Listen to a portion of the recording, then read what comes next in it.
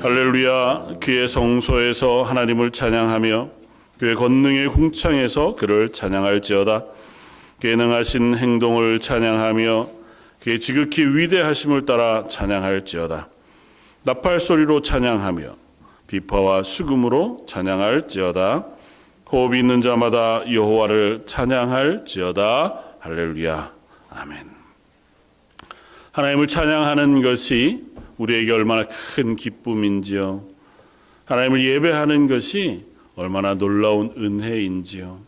여전히 저희들은 삶의 분주함 속에 살아가지만 예배의 시간 하나님을 향하여 나아오게 하시고 입술을 열어 찬양하게 하시며 하나님의 말씀을 듣게 해주시니 감사합니다. 2025년 마지막 주일 이 예배에 나와 하나님을 예배하는 저희들의 예배를 받아 주옵소서. 하나님 앞에 섰사오니 은혜의 풍성한 것으로 말씀의 넉넉한 것으로 채워 주옵소서. 모든 말씀 예수님 이름으로 기도드립니다. 아멘. 전능하사 천지를 만드신 하나님 아버지를 내가 믿사오며 그 외아들 우리 주 예수 그리스도를 믿사오니 이는 성령으로 잉태하사 동정녀 마리아에게 나시고 본디오 빌라도에게 고난을 받으사 십자가에 못 박혀 죽으시고 장사한 지 사흘 만에 죽은 자 가운데서 다시 살아나시며 하늘에 오르사 전능하신 하나님 우편에 앉아 계시다가 저희로서 산 자와 죽은 자를 심판하러 오시리라. 성령을 믿사오며 거룩한 공회와 성도가 서로 교통하는 것과 죄를 사하여 주시는 것과 몸이 다시 사는 것과 영원히 사는 것을 믿사옵나이다. 아멘. 찬송가 5장을 함께 찬양하시겠습니다.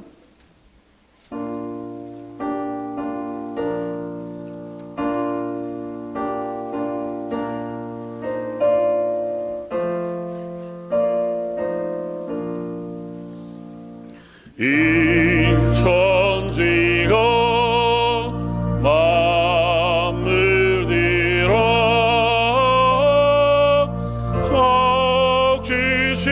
적지시린 지여와 선닝성빈 성자 성령 찬송하고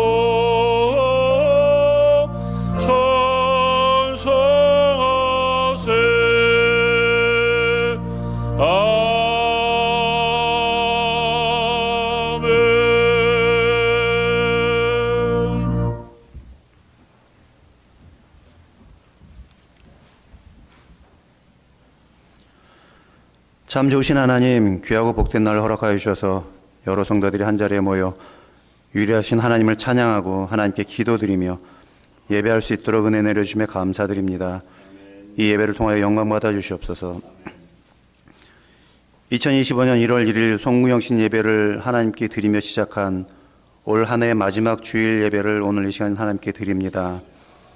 지난 1년을 돌아보면 세월이 살같이 빠르게 지나감을 다시 한번 경험하며 그동안 베풀어 주신 은혜를 생각할 때 참으로 감사한 마음을 하나님께 전합니다. 김현 목사님 허락하여 주셔서 매 주일마다 수요예배 때 새벽 기도회 등을 통하여 하나님의 말씀을 들을 수 있도록 인도해 주심에 감사드립니다. 레오나드 테리 목사님을 통하여 10대 청소년들과 20, 30대 청년들에게 하나님의 말씀을 가까이 할 수 있는 기회를 허락하심에 감사드립니다. 주일학교 어린이들에게 그들의 눈높이에 맞춰 하나님의 말씀을 전할 수 있도록 김경민 사모님 허락하심에 감사드립니다. 그들의 말씀 사역 위에 하나님의 인도하심과 성령의 이끄심이 충만하기를 기도합니다.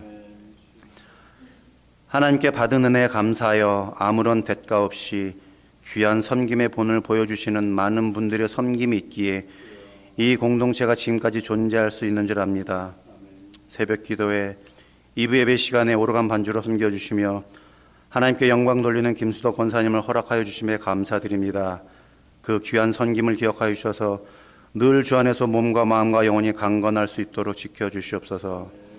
성가대 지휘로, 성가대 반주로, 성가대원으로, 찬양팀 리더로, 찬양팀원으로 방송 장비를 운영하고 관리하며 꽃꽂이로 강단을 장식하며 새가족 보원으로 섬기며 재정부실에서 성도들이 하나님께 드린 헌금을 집계하고 재정의 출납을 관리하며 주방에서 음식을 준비하며 뒷정리를 하고 주님이 허락하신 이 예배당을 고치고 수리하고 관리하며 목자로, 리더로, 주일학교 교사로, 차량 봉사로 각종 행사를 준비하고 진행하며 남녀 전도회 임원으로, 회원으로 이름도 없이 빛도 없이 그저 주님께 받은 은혜에 감사하여 다양한 모습으로 주님의 몸된 교회를 섬기는 모든 분들의 손길에 감사를 드립니다.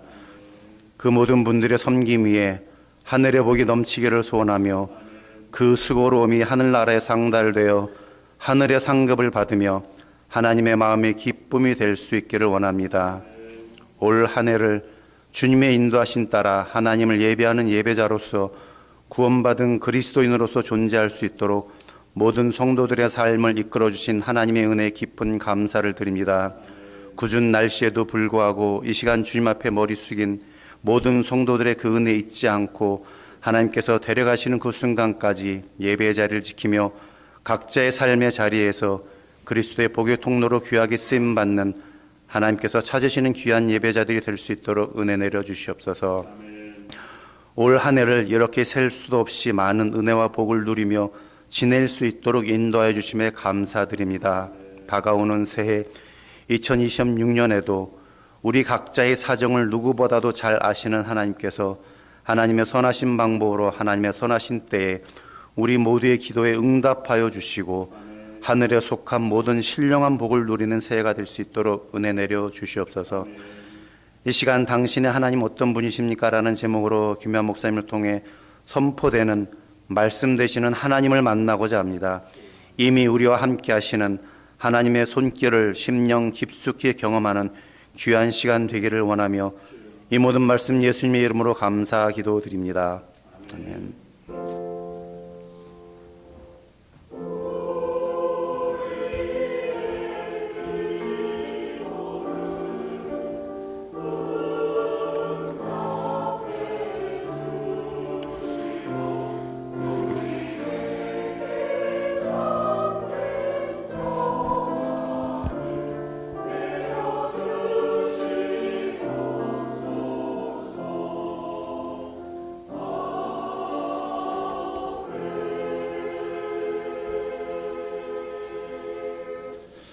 찬송가 280장을 함께 찬양하시겠습니다.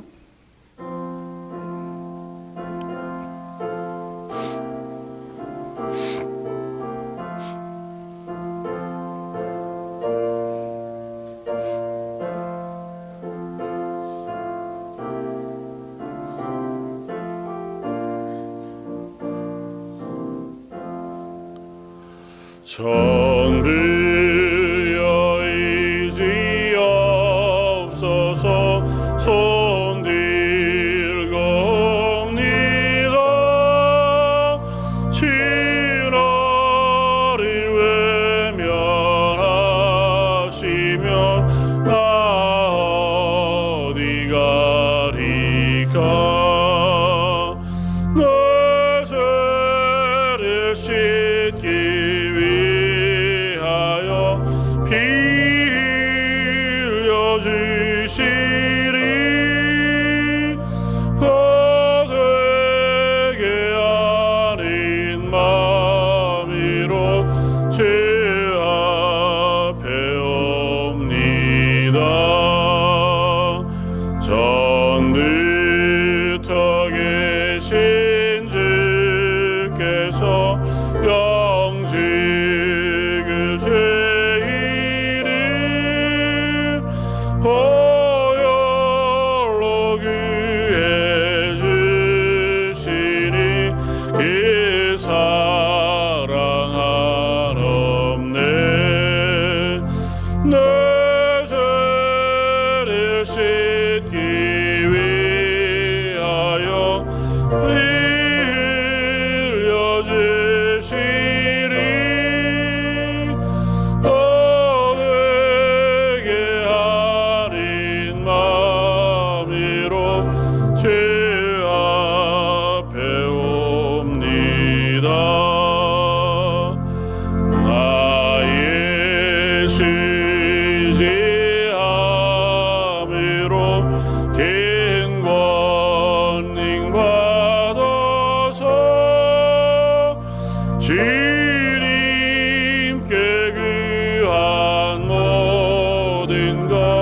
늘 얻겠습니다.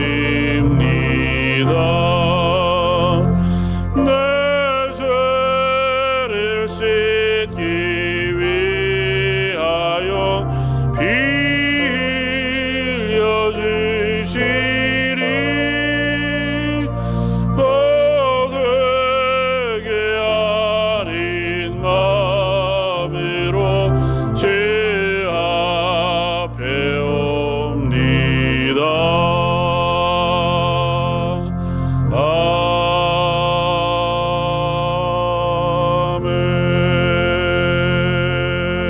아멘. 하나님의 은혜를 사모합니다. 우리의 연약함을 인정합니다. 그럼에도 지난 한 해, 지난 일주일 저희들을 하나님의 은혜의 정중에 붙들어 주시고 일용할 것으로 하늘의 선한 것으로 먹이시고 입혀주시니 감사합니다. 오늘 예배 자리에 나아오며 하나님께 허락하신 것 그 중에 일부를 예물로 드립니다. 10의 1조로 주정 헌금으로 감사 예물과 선교 예물로 또 절기를 맞아 절기 예물로 주님께 드린 그 귀한 손길들을 받아주시길 원합니다. 하나님, 저희들이 하나님 앞에 드린 것은 하나님이 우리에게 허락하신 은혜의 그 고백을 하나님께 드렸사오니 하나님 그 고백 위에 은혜를 더하여 주옵소서. 성도들의 삶 위에 하나님의 선하심이 매일 경험되게 하시고 성도들의 삶 위에 하나님 베푸시는 일용할 것과 하나님의 은사와 능력에 충만한 것이 부어져 성도들의 삶 그 가정의 삶이 하나님을 영화롭게 하고 하나님을 기뻐하며 세상 가운데 그 십자가의 복음을 증거하며 복을 나누어 주는 귀한 성도들의 가정 되게 하여 주옵소서. 성가대와 찬양팀이 하나님을 향하여 찬양하여 올려드릴 때에 그들의 마음의 찬양과 고백을 받아 주옵소서.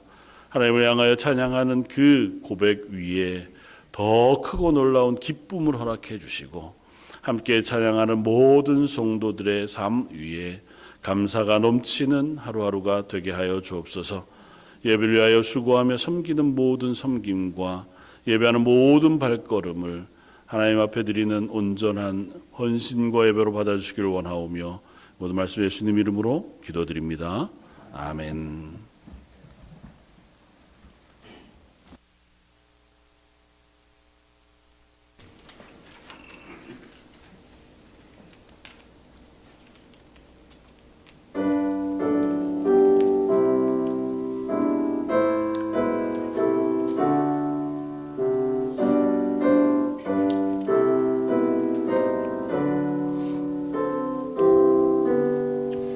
얼른 높이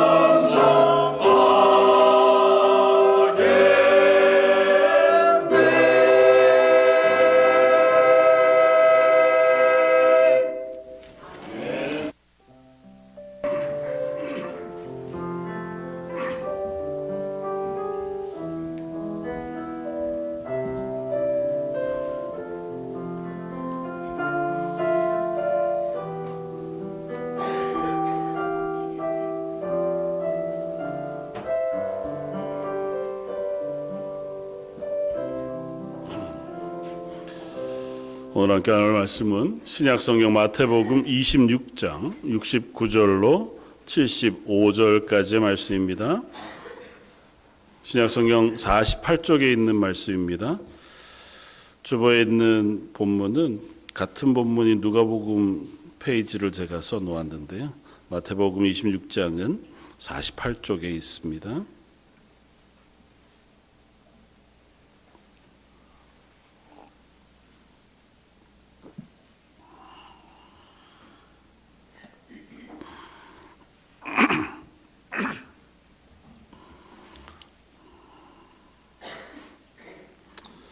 마태복음 26장 69절에서 75절까지의 말씀. 우리 차였으면 한 목소리 같이 한번 봉독하겠습니다. 베드로가 바깥들에 앉았더니 한 여종이 나와 이르되 너도 갈릴리 사람 예수와 함께 있었도다 하거늘 베드로가 모든 사람 앞에서 부인하여 이르되 나는 내가 무슨 말을 하는지 알지 못하겠노라 하며 안문까지 나아가니 다른 여종이 그를 보고 거기 있는 사람들에게 말하되 이 사람은 나사렛 예수와 함께 있었도다 하매 베드로가 맹세하고 또 부인하여 이르되 나는 그 사람을 알지 못하노라 하더라.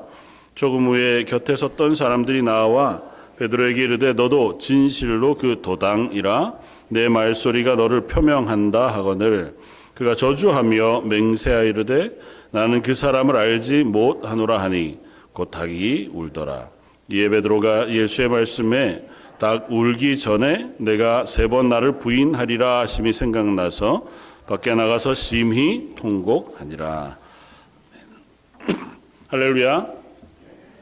한번 따라해 보시겠습니다. 하나님 감사합니다. 올 2025년 한 해를 감사라고 하는 제목을 가지고 하나님의 나라를 세우는 교회였으면 하는 마음으로 고백했는데요. 하나님께 우리가 늘 감사함의 고백을 드릴 수 있는 저 여러분들이었으면 좋겠습니다. 또 서로를 향해서도 그렇게 감사 인사를 나누면 좋겠습니다. 한번 보시면서 집사님 한 해 동안 참 감사했습니다. 이렇게 한번 서로를 향해서 인사하면 좋겠습니다.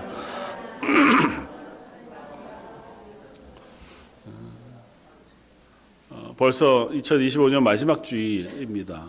그래서 오늘은 한 해를 돌아보면서 나에게 도대체 하나님은 어떤 분이신가고 하는 질문과 묵상을 나누어 보면 좋겠다 생각이 되었습니다.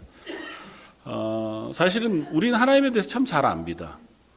하나님이 어떤 분이신지 물론 지식으로도 알고 또 우리의 믿음의 경험을 통해서도 우리는 하나님을 향한 많은 고백들을 가지고 있습니다. 그래서 나에게 하나님은 이런 분이십니다. 난 참 하나님이 좋습니다. 혹은 하나님은 이런 면에서 제게는 좀 두려운 혹은 엄한 분이십니다. 거나 혹은 하나님은 내게 너무 친밀하다고 고백하기도 하지만 또 한편으로는 가끔 너무 멀어 보이기도 합니다. 그 고백하게 되기도 하는 하나님을 향한 각자의 고백들이 우리는 다 여러 모양으로 가지고 있는 것이 많습니다. 그럼에도 불구하고 그 하나님을 아는 지식과 혹은 고백 때문에 우리가 믿음으로 살아가려고 하는 하루하루가 때로는 위로가 되고 또 때로는 격려가 되기도 하고 도전도 되는 것을 확인하게 됩니다. 그런데 문득 생각해 보면 그렇다고 해서 우리가 늘 그 하나님에 대해서 잘 고백하고만 있느냐고 물으면 우리는 종종 그 하나님을 오해합니다.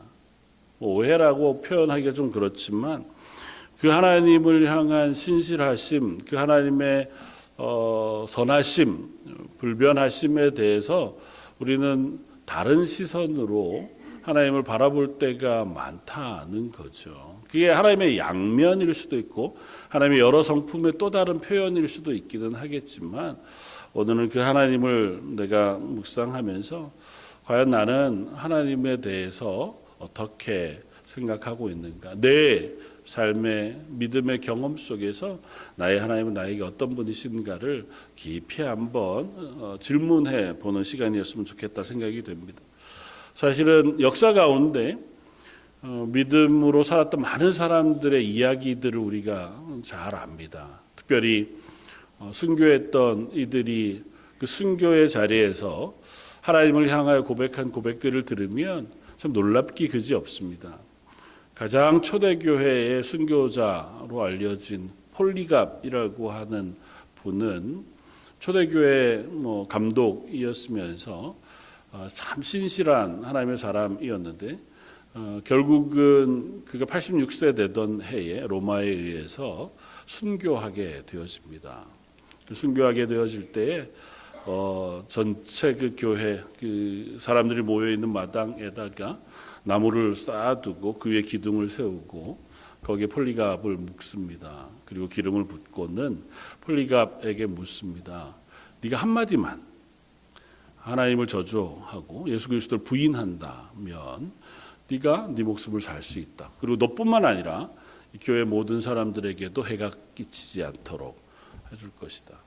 그러니까 네 진심이 어땠든 상관없이 그냥 말만 한마디 하면 너를 살려줄 수 있다고 이야기합니다. 거기에 대한 대답을 폴리갑은 이렇게 했다고 해요. 내가 86년 동안 하나님을 섬겼다. 그런데 그 86년 동안 하나님은 한 번도 나에게 나의 삶을 저버리시거나 부인하신 적 없고 나에게 동일하셨다. 그런데 지금 어떻게 내가 나의 구원자이시자 나의 생명의 주인이신 하나님을 거절하고 부인할 수 있겠는가? 그렇게 대답했다고 해요. 그리고 결국은 화형을 당해서 순교했다고 하는 기록이 남아 있습니다. 좀 재미있는 기록도 있지만 어쨌든 그 순교하려고 할 때 하늘에서 비가 쏟아져서 그 불을 다 껐다더라 몇 번이고 그래서 여러 번 기름을 붓고 해서 폴리갑을 화형시켰다고 하는 기록이 남아 있기는 합니다. 동시대의 사람이었던 이그나티우스라고 하는 교부의 얘기도 우리가 잘 압니다. 저희 교회 홈페이지에 보면 제가 교회 안내하고 나서 맨 마지막에 써놓은 글이 이그나티우스의 글인데요. 그도 안디옥 교회를 섬겼던 감독이었고 초대 교부였는데 그 역시 폴리갑과 비슷한 시기에 순교했습니다.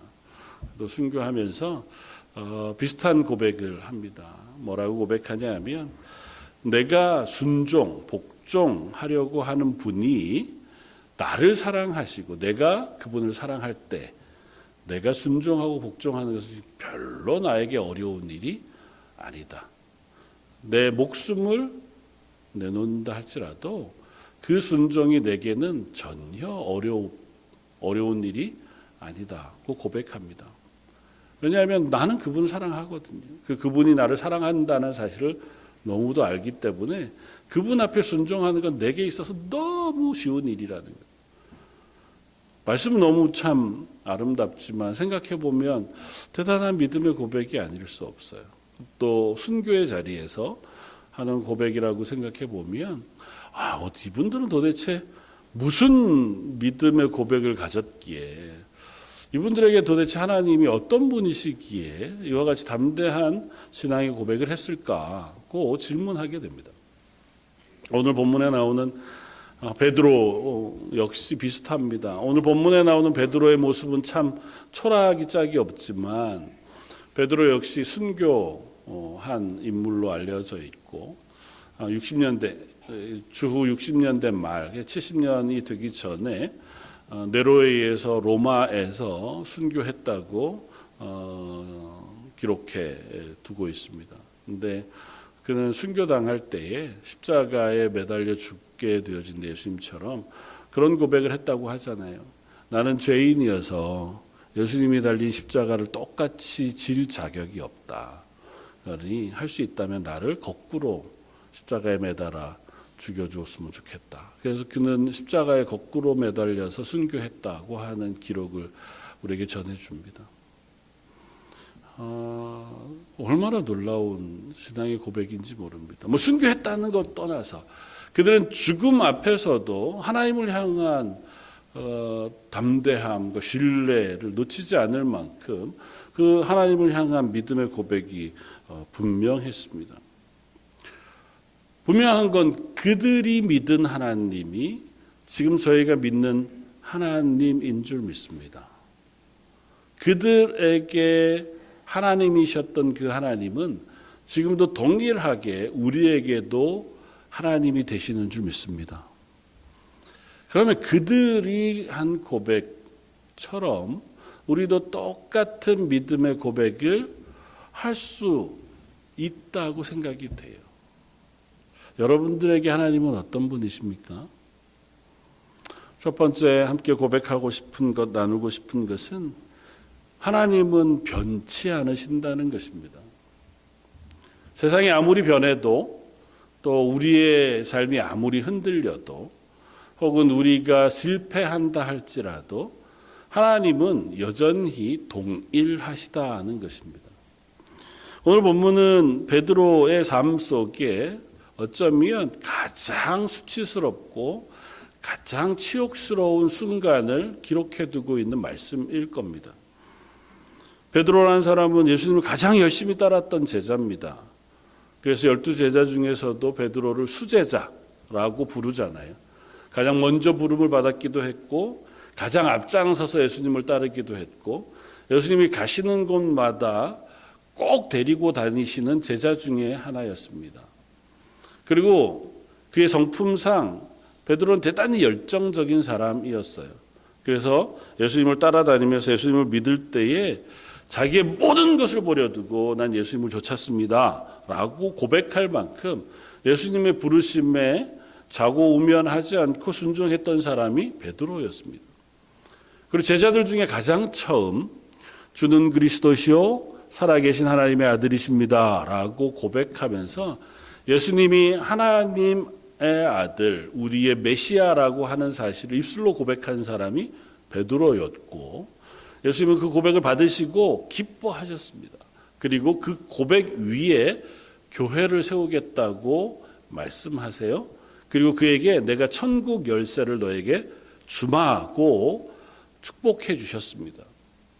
네가 땅에서 잠그면 하늘에서도 잠길 것이고 내가 땅에서 열면 하늘에서도 열릴 것이라고 하는 인간으로서는 받을 수 없는 놀라운 약속을 받은 사람이 베드로였습니다. 베드로는 심지어 하나님 앞에 또 이 예수님 앞에 대단한 믿음의 고백을 여러 번 했습니다.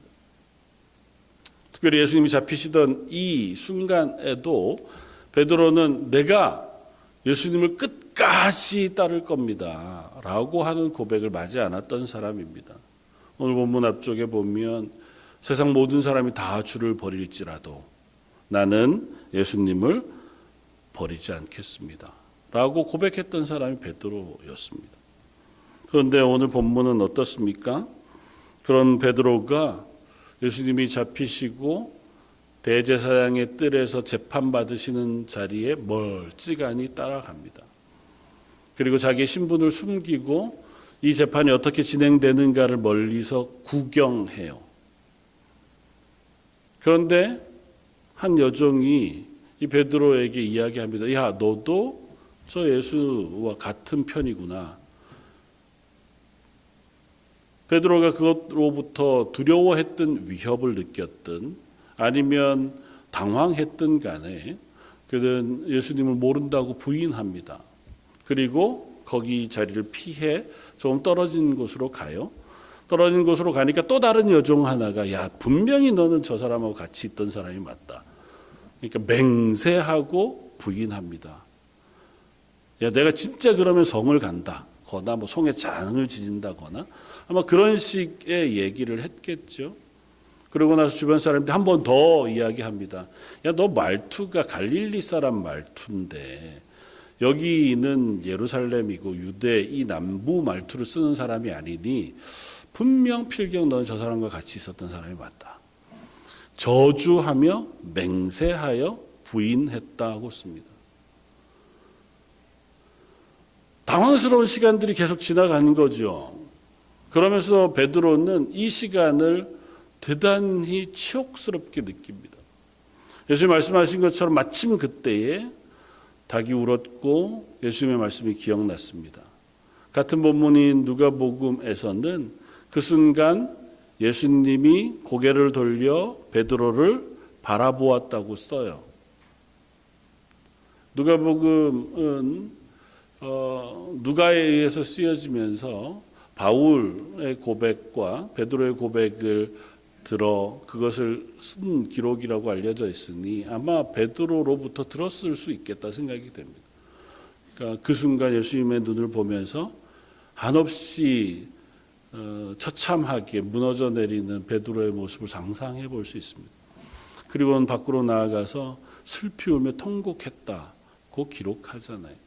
그러니까 베드로의 입장에서는 도무지 생각할 수 없는, 그리고 도무지 이해할 수 없는 실패의 자리가 이 장면이었습니다. 그리고 우리는 이 이야기 어디서부터 시작되었는지도 잘 압니다. 조금 아까 말씀 나누었지만 오늘 본문 앞쪽에 31절 이하에 보면 예수님께서 미리 말씀하세요. 이 베드로가 부인하기 불과 시간으로 따지면 한 12시간, 20시간 되기 전에 예수님이 제자들과 함께 마지막 만찬을 드시면서 그때 예수께서 제자들에게 이르시되 오늘 밤에 너희가 다 나를 버리리라고 말씀하세요. 그러나 그 예수님의 말씀 앞에 베드로는 뭐라고 대답하냐 하면 33절에 베드로가 대답하여 이르되 모두 주를 버릴지라도 나는 결코 버리지 않겠나이다. 예수께서 이르시되 진실로 진실로 내게 이르노니 오늘 밤 닭 울기 전에 내가 3번 나를 부인하리라. 베드로가 이르되 내가 주와 함께 죽을지언정 주를 부인하지 않겠나이다 하고 모든 제자들도 그와 같이 말하니라. 그러니까 예수님은 아셨습니다. 베드로가 실패할지 아셨고 제자들도 도망할 줄 아셨습니다. 물론 예수님이 일부러 그렇게 하신 건 아니에요. 하나님께서 일부러 베드로의 마음과 제자들의 마음에 도망해야 할 마음, 절대 도망하지 않을 결심을 하고 있었는데 하나님께서 베드로로 하여금 넌 도망해야 돼. 그래서 도망하게 하신 건 아니에요. 베드로의 실패는 전적으로 베드로의 실패입니다. 제자들의 도망은 전적으로 제자들의 두려움이든 위협에 대한 반응이든 간에 실망이든 간에 그들의 반응이었을 겁니다. 예수님은 그 사실을 아셨어요. 그리고 그 사실을 미리 말씀하십니다.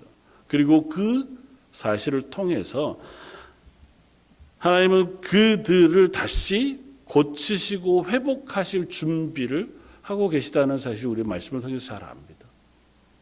그러면 이렇게 질문해 볼 수 있습니다. 이 실패가 꼭 필요했을까?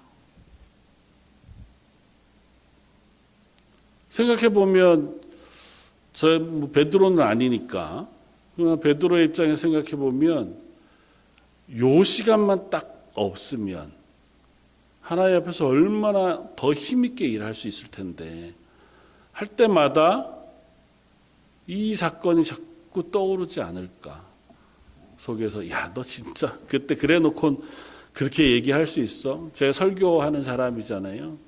설교하다가 보면 설교를 준비하다가 선포하다가 보면 마음속에 이렇게 도전되어지는 것들이 있습니다. 너 그럴 자격이 있어? 라고 질문하게 되는 거죠. 하나님의 말씀이 너무 분명하지만 네가 그런 말 할 자격이 있어? 라고 하는 마음이 들면 참 어렵습니다. 저도 순종하지 못했던 경험이 많고 그것으로 실패했던 경험이 있는데 그런데 성도들에게 해야 합니다. 이건 하나님의 말씀입니다라고 선포하는 것이 얼마나 버거운 일인지 모릅니다. 베드로는 훨씬 더 심했을 거 아니에요. 사도로 남은 시간 복음을 왕성하게 선포했던 사람입니다. 그때마다 자기 속에서 또 주변에서 이 사건을 떠올리지 않았을까요? 누군가가 베드로를 향해서 이렇게 바라보고 있으면 아, 제가 아는구나 싶으면 말하다가도 약간 움츠러들 만한 일들이 생기지 않을까요? 우리의 인생 속에 그런 게 많잖아요. 왜 이걸 하나님께서 막아주실 수 있었을 텐데 예수님께서 하시려고 했다면 베드로에게 이 사건을 겪지 않도록도 하셨을 수 있을 텐데 꼭 왜 필요했을까? 한 가지 분명한 것은 우리는 실패하지만 하나님이 변하신 건 아니라는 거예요. 하나님의 뜻이 바뀐 것은 아니라는 겁니다. 하나님의 성품도 변하지 않았습니다. 하나님은 늘 동일하세요. 성경은 끊임없이 하나님에 대하여 하나님은 늘 동일하시다고 선언합니다. 히브리서 13장 8절에 예수 그리스도는 어제나 오늘이나 영원토록 동일하시다고 고백합니다. 야고보서 1장 17절에 하나님은 변함도 없으시고 회전하는 그림자도 없으시다고 고백해요. 저는 이 표현이 참 놀라운 표현 같아 보입니다. 하나님은 회전하는 그림자가 없으시다. 다른 어떤 것에 영향을 받지 않으세요. 당신이 빛이시기 때문에 당신 스스로 존재하세요. 하나님보다 더 강한 무엇 때문에 영향받지 않으신다는 표현이거든요. 우리는 다 누군가에 의해서 영향받고 환경에 의하여 영향을 받습니다. 하나님은 그러시지 않아요. 모세를 만나셔서 하나님 스스로를 이렇게 표현하시죠. 나는 스스로 있는 자다. 누군가에 의지하거나 누군가와 겸하여 누군가를 통하여 존재하시는 분이 아니고 홀로 완전하게 존재하시는 분이라고 스스로를 소개해요. 그러니까 그 하나님은 어떤 것에도 영향을 받으시거나 변하지 않으십니다. 창세 전부터 지금까지 앞으로도 영원토록 하나님 동일하세요.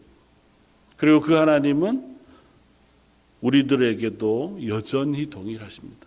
근데 문제는 우리가 그 하나님을 바라볼 때 우리의 시선이 자꾸 바뀐다는 거예요. 그게 하나님이 우리에게 주신 특성 때문이기도 해요. 하나님 우리에게 자유의지를 주셨고 또 우리의 중심을 가지고 무엇인가 바라볼 수 있는 시선을 주셨기 때문에 그렇습니다. 요즘 뭐 이렇게 유튜브들을 보다 보면 세계 여러 곳에 여행하는 사람들, 특별히 한국 유튜버들이 그런 거 많이 하더라고요. 그러니까 생판 가볼 수 없는 데를 가서 이렇게 영상을 올리고, 우리는 그것들을 이렇게 보게 되는, 그래서 와 이런 데가 있었어 싶은 데를 보게 되는 영상들이 가끔 있는데, 제가 언젠가 한번 베네수엘라에 있는 로라이마라고 하는 산을 간 영상을 보았습니다. 혹시 로라이마라고 하는 산에 대해서 들어보신 적이 있나요? 아무도 없으시군요. 혹시 애니메이션으로 만들어진 영화 중에 업이라고 하는 영화를 혹시 아세요? 이렇게 부부가 같이 이렇게 늙어가다가 아내가 죽고 나서 할아버지 혼자 집에다가 풍선 달아가지고 이렇게 막 날아가가지고 되게 평평한 절벽 같은 데 뚝 떨어지는 그게 로라이마 산이에요. 그게 로라이마 산을 배경으로 만들어진 영화인데 실제로 그렇게 생겼습니다. 가보면 완전히 대평원 중간에 완전히 절벽으로 뚝 잘려가지고 위에 평평한 게 진짜 이상한 것처럼 생긴 산도 아닌 것이 산이 있어요. 근데 예전에는 거기를 아무도 접근을 못했답니다. 뭐 무속적으로도 그랬지만 요즘에 이제 많은 여행객들이 가서 산꼭대기까지 올라가는 길을 만들어서요. 거기를 올라가더라고요. 하루 만에 올라가더라고요.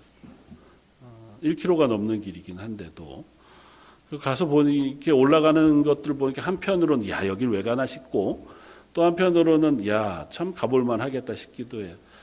꼭대기는 완전히 다른 세상이에요. 그럴 수밖에 없겠죠. 완전히 고립돼서 남겨진 땅이니까 거기는 옛날 그대로를 유지하고 있습니다. 그래서 밑에는 잘 없는 식물들도 있고 지형도 있고 뭐 돌들도 있는 완전히 돌로 된 산. 보면서 무슨 생각을 하냐면 사람 손만 안 닿으면 하나님 만드신 자연은 있는 그대로 아름답게 잘 유지가 되는구나. 근데 사람 손이 닿기만 시작하면 조금씩 변해요. 뭐 물론 긍정적으로 좋게 변하는 것도 있고 완전히 망가지는 경우도 있지만 인간의 손이 닿으면 뭔가 자꾸 변화가 일어납니다. 왜 이야기를 하냐면 하나님을 바라보는 우리의 시선 역시 비슷해요. 하나님 변치 않으시거든요. 근데 우리가 하나님을 바라볼 때 우리의 시선이 닿으면 하나님을 향한 우리의 고백이 조금씩 변합니다. 내 형편에 따라 다르고, 내 상황에 따라 다르고, 내가 배워온 지식에 따라 다르고, 또 내가 기대하는 소망에 따라서 그 하나님을 바라보는 시선들이 자꾸 바뀌어요. 그게 우리의 모습이기도 합니다. 우리의 시선으로 하나님을 바라볼 수밖에 없고 우리의 시선으로 세상을 바라볼 수밖에 없으니까요. 그래서 성경은 우리들에게 너희가 주가 되어 하나님을 보지 말고 하나님이 보여주시는 하나님을 너희가 바라보고 붙잡으라고 얘기해 주시는 거예요. 오늘 저와 여러분들에게 성경이 말씀하시는 그 하나님을 바로 바라보고 붙잡을 수 있는 은혜를 주십시오. 기도하는 저와 여러분들이었으면 좋겠습니다. 성경에 하나님의 다른 여러 부분에 대해서 얘기하지만 오늘 함께 고백하고 싶은 것은 하나님은 선하시다는 겁니다. 성경은 거듭 하나님은 선하시다고 표현합니다. 특별히 오늘 베드로의 이야기를 통해서 앞서 했던 질문처럼 베드로에게 이 실패가 왜 필요했을까? 예수님은 왜 이 실패를 그냥 내버려 두셨을까?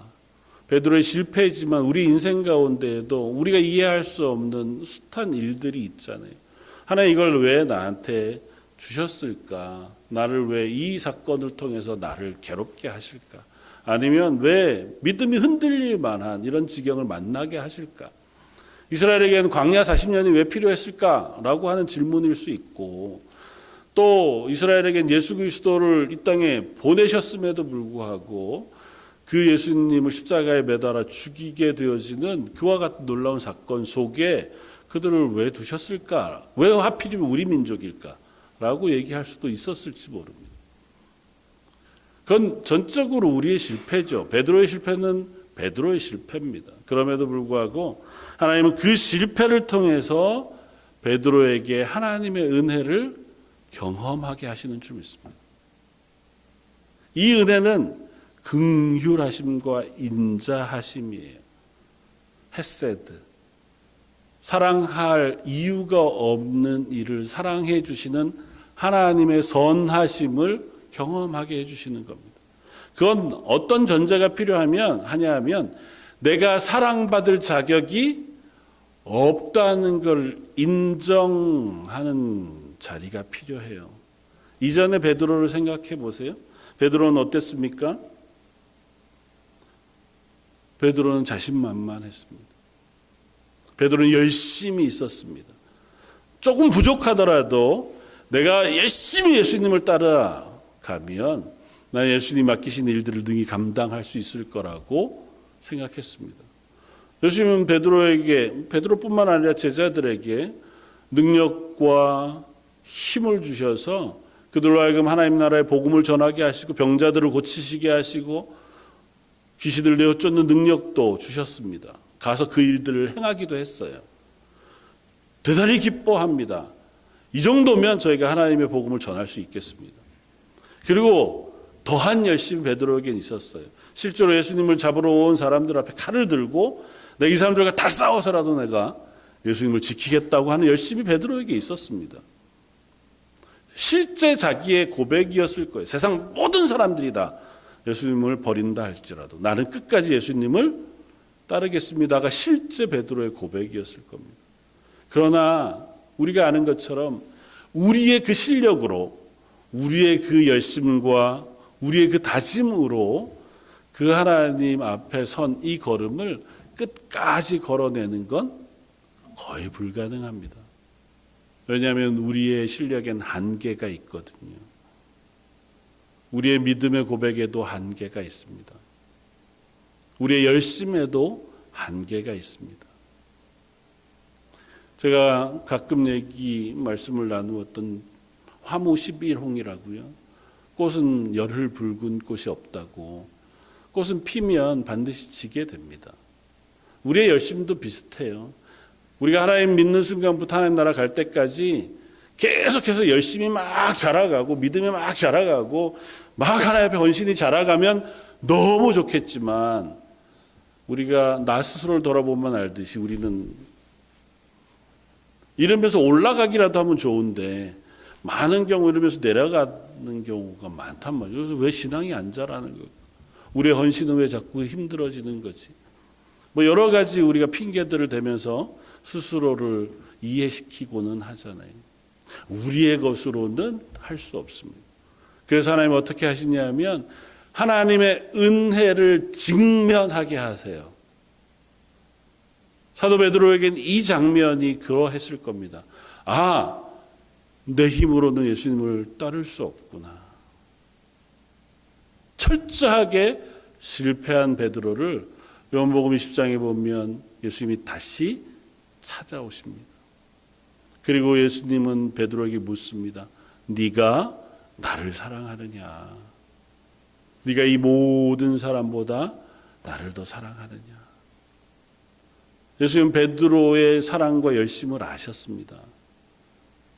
그리고 그를 격려하세요. 그리고 그 위에 은혜를 부으시고 사명을 맡기십니다. 베드로는 이후로 그 하나님을 바라보는 시선이 분명히 바뀌었을 겁니다. 내가 무언가를 하는 것이 아니고 난 할 수 없지만 하나님 은혜 주시면 내가 이것들을 감당할 수 있습니다. 그 하는 고백의 자리에 서게 되어졌을 줄 믿습니다. 저 여러분들도 어쩌면 마찬가지일지 모릅니다. 하나님은 늘 선하세요. 변치 않으십니다. 하나님은 예수님의 산상수훈 말씀 가운데 고백하는 것처럼 하늘나는 새 한 마리조차 하나님은 사랑하세요. 관심을 가지십니다. 저 들에 있는 모든 꽃들, 들꽃 하나에도 하나님은 하나님의 사랑으로 대하십니다. 하물며 하나님 사랑하는 자녀 우리들에게 심지어 당신의 독생하신 아들의 생명을 대신 주고 하나님의 것 삼으신 저와 여러분들을 향하여 하나님이 선하시고 우리를 향하신 관심과 사랑을 놓치실 이유가 없습니다. 그럼에도 불구하고 우리는 그 하나님의 사랑을 온전히 다 확인하지 잘 못합니다. 성경이 분명히 그 사실들을 보여줘요. 40년 동안 만나를 먹은 이스라엘 백성들, 공생의 기간 동안 예수님을 따라다니면서 예수님의 말씀을 듣고 제자들은 특별히 그 곁에서 예수님이 하시는 이적들도 다 보고 예수님이 하시는 놀라운 능력을 받아 자기들도 복음 전도자가 되었던 경험이 있었음에도 불구하고 그들은 그 예수님의 십자가도 이해하지 못했고 그 하나님 앞에 온전한 걸음을 걸을 만큼 실력이 있지 않았습니다. 때로는 두려움이 문제였고 때로는 그들을 향한 도전과 여러 환경의 문제들이 그들을 흔들었을지 모릅니다. 그러나 하나님은 그런 그들이 약한 그릇인 것을 아셨어요. 그래서 그 약함의 은혜를 채우시기를 원하십니다. 내가 약한 것을 알 때 비로소 하나님은 그 약함에 채우신 은혜를 보게 하세요. 이전에라고 은혜가 없었던 게 아니잖아요. 베드로가 이전에라고 예수님의 은혜를 경험하지 않았던 게 아닙니다. 예수님이 너 날 사랑하니 물으셨을 때 비로소 하나님의 은혜가 확 부어져서 변화됐느냐? 아니요. 그전에도 베드로는 넌 나를 따라오너라 하시던 그 순간부터 하나님의 은혜 가운데 제자로서의 길을 걸었었습니다. 그러나 내 속에 하나님의 은혜가 채워지고 있다고 하는 것과 그 은혜를 의지하여 살아갈 수밖에 없다고 하는 사실을 직면해서 확인한 것은 내 것이 다 없어지고 난 완벽한 실패와 낮아짐의 자리에서 비로소 남은 하나님의 은혜를 발견했을 때였을 겁니다. 아, 이만하면 완전히 실패했다 싶은 순간에도 하나님은 여전히 베드로를 찾아오셔서 똑같이 물으세요. 좀 부끄러운 질문 같잖아요. 너 이 모든 사람들보다 나를 더 사랑하느냐? 놀리시는 것도 아니고 베드로의 마음에 그 고백이 있는 줄 아신 거예요. 그 베드로는 대답합니다. 뭐라고 대답해요? 내가 주를 사랑하는 줄 주님께서 아십니다. 그 고백은 진짜였던 거예요. 그리고 그 고백 위에 예수님은 하나님의 일들을 맡기세요. 하나님을 사랑함으로, 예수님을 사랑함으로 내게 주어진 길을 걸을 수 있게 되도록 예수님은 그 베드로가 이 실패의 길을 통과하는 것들을 허락해 주셨다고 생각이 돼요. 한번 한 해를 마무리하면서 스스로 저 여러분들에게 질문하면 좋겠습니다. 나는 나에게 하나님은 어떤 분이신가? 나는 그 하나님을 어떻게 바라보고 있나? 나의 믿음과 그리스도인으로서의 삶, 교회로서 서가는 이 걸음은 무엇을 의지하고 있는가? 어디에 기대고 있는가? 저 여러분들도 열심히 있는 사람들이고 또 비교해 보면 나름 애써 수고하며 하나님 앞에서의 걸음을 걷는 사람들일 줄 압니다. 그러나 그 모든 것보다 먼저 우리에게는 하나님의 은혜가 필요한 줄 믿습니다. 사도 바울이 하나님 앞에 그 열심을 다했음에도 불구하고 사도 바울이 가졌던 가시에 대하여 성경은 분명히 우리에게 말씀해 주잖아요. 고린도서 12장에 보면 그에게 있는 이 병을 위하여 그가 여러 번 기도합니다. 3번 간구했다고 표현하는 건 정말 애써 하나님의 도우심을 구하며 기도했다는 의미예요. 그러나 그 대답이 분명했습니다. 내 은혜가 내게 족하다는 것이었습니다. 걱정하지 마라. 네가 걱정하는 문제, 네가 고민하는 그 문제보다 내가 너에게 부어준 은혜가 이 일을 감당하게 할 것이다. 그 말씀하시는 거예요. 상상해 보면 그가 가진 이 병으로 인하여 사도 바울이 기도한 이유는 이게 아파서이기보다는 그것으로 인하여 복음 전하는 일이 너무 방해를 받았기 때문일 거예요. 생각해 보십시오. 예수님은 우리의 구주십니다. 우리의 생명의 주인이시고 우리를 위하여 십자가에 달려 죽으시고 우리를 구원하셨습니다. 예수 믿으면 우리가 하나님의 놀라운 은혜 가운데 서게 됩니다라고 복음을 전하던 사도 바울이 갑자기 어떤 보통은 우리가 간질이라고 알려져 있는 그 병으로 인하여 쓰러져서 만약에 거품을 물고 바닥에 누웠다면 사도 바울 입장에는 이것만 없으면 훨씬 더 복음을 잘 전할 수 있을 텐데 라고 하는 생각을 왜 안 했겠습니까? 혹 그것 말고 겉으로 드러나는 또 다른 질병이었을 수도 있어요. 안질이었다고 표현하기도 하고요. 그 역시 마찬가지죠. 자기는 남의 병을 고친다 그러는데 자기 병은 못 고치고 막 이러고 있으면 내 말의 신빙성이 너무 떨어집니다. 하나님 이것 좀 해결해 주십시오. 하나님 뭐라고 하셨다고요? 내 은혜가 내게 족하다. 내가 약한 데서 내가 강합니다. 이 약한 그릇을 가지고 하나님의 복음을 전하는데 그래서 내 모양, 내 경험, 내가 해왔던 고백을 가지고 복음을 전하는 게 아니고 나는 실패했어. 사도 바울, 사도 베드로처럼 나는 넘어졌고 나는 정말 내세울 게 하나도 없지만 그런 나를 하나님이 맡기셔서 복음 전도자로 세워주셔서 하는 수 없이 내가 복음을 전한다. 그러니 내가 아니라 하나님의 은혜로 하나님의 말씀으로 하나님의 사람이 되어지기를 부탁하고 그래서 더 열심히 기도할 수밖에 없었을 거예요. 나로 인해서 저 사람이 실족하지 않게 해주십시오. 내 모양으로 인해서 저 사람이 듣는 복음이 가리워지지 않게 해주십시오. 우리는 그것을 은혜라고 표현합니다. 저 여러분들에게도 하나님은 동일하신 줄 믿습니다. 우리의 연약함이 결코 하나님의 선하심을 가릴 수 없는 줄 압니다. 우리의 연약함이 오히려 하나님의 은혜를 더 붙들게 하는 이유가 되는 줄도 믿습니다. 저 여러분들의 한 해를 돌아보면서 하나님 새로운 한 해에는 더 그 하나님의 선하심을 붙들고 그 하나님을 의지하여 저에게 주어진 걸음을 걷게 해주십시오. 순간순간마다 나를 바라보며 혹은 또 다른 사람을 바라보며 실망하는 것이 아니고 그것 때문에 오히려 더 무릎 꿇고 하나님의 은혜를 구하는 자리에 서는 하루하루가 되게 해주십시오. 기도하는 저와 여러분들 되시기를 주님의 이름으로 부탁을 드립니다. 한번 같이 기도하겠습니다.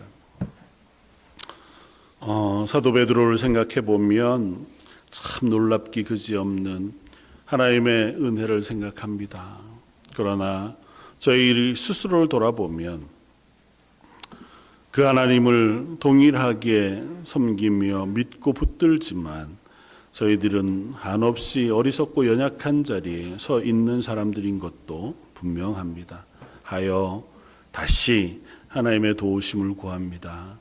하나님이 예배하는 저희들 위에 성령을 부어 주옵소서. 하나님의 선하심을 경험케 해 주시길 원합니다. 인자하시고 긍휼하신 그 하나님의 사랑을 저희로 깨달아 알게 해 주시길 원합니다. 하여 은혜로만 하나님 앞에 서서 그 은혜로만 믿음으로 사는 이 걸음을 걷게 하여 주옵소서. 새해를 소망하는 모든 성도들의 삶 위에 은혜를 더해 주시길 원하옵고 모든 말씀 예수님 이름으로 기도드립니다. 아멘. 찬송가 294장을 함께 찬양하시겠습니다.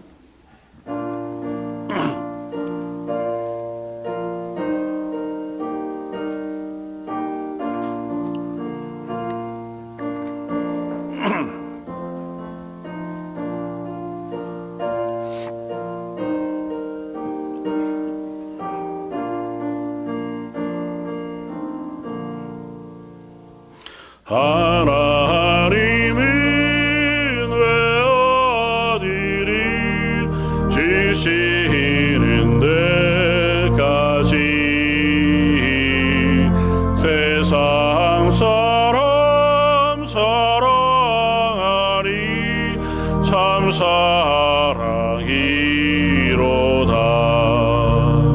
하나님은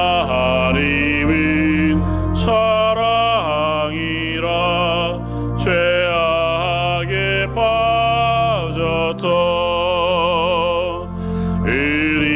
이리까지 사랑하니 참 사랑이 아닌가.